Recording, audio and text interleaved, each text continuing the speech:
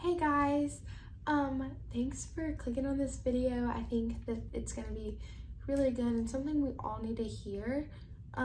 This video is inspired by my grandfather, who expressed his concern to me about people not truly knowing what it looks like to follow the Lord and what it means to actually let Jesus be the Lord of your life rather than just say that he is Lord.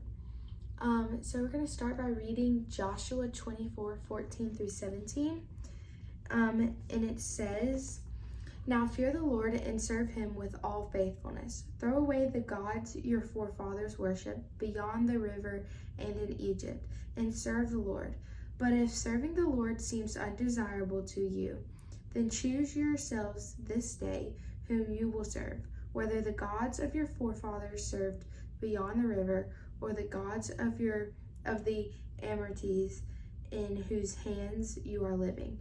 But as for me and my household, we will serve the Lord." So this is Joshua. He's calling the Israelites, and he's basically telling them they have to choose and challenging them to follow the Lord and do his works.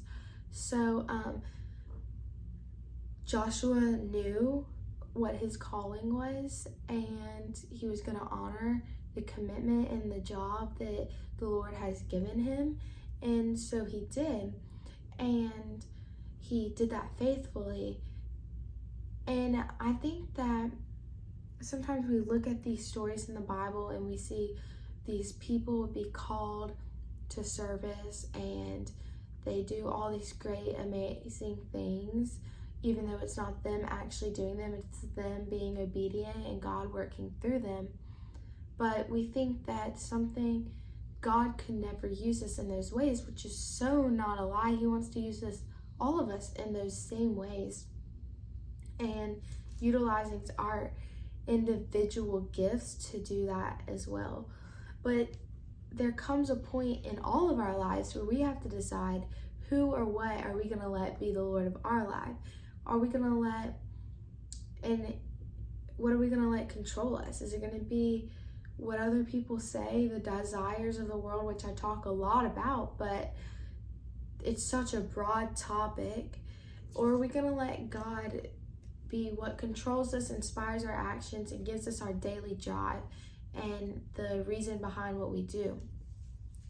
And so you have to choose.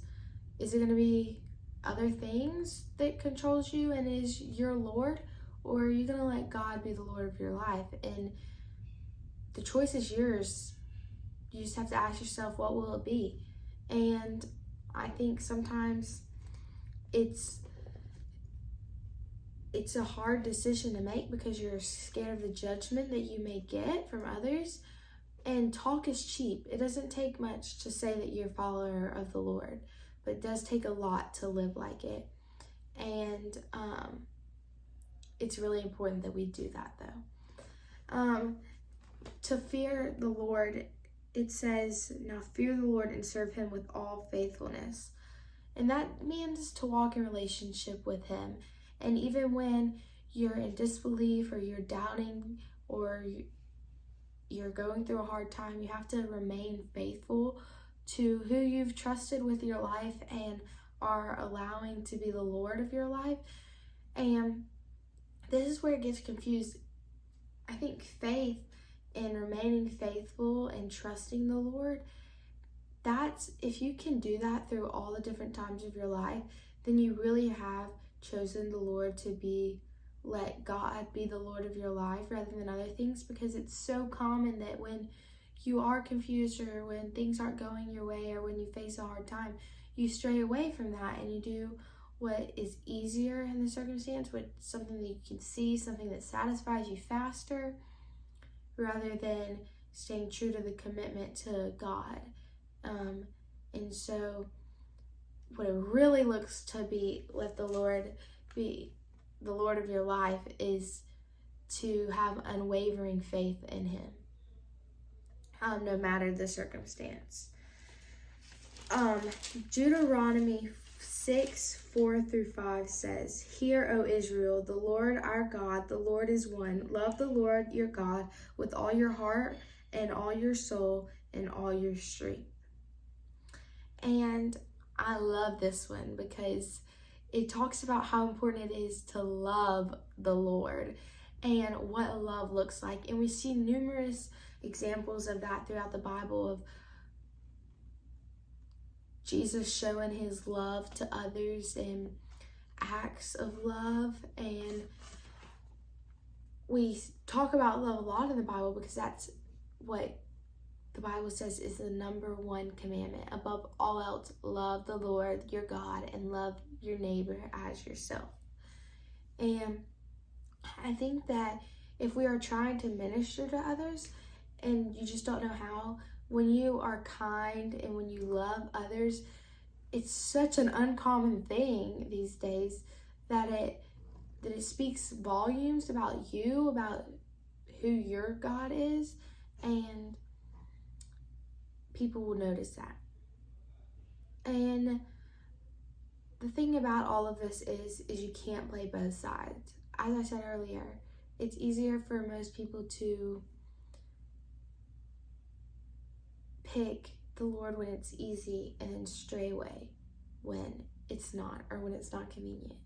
But choosing the Lord and really letting him be the Lord of your life means never stepping away from that commitment you made to him.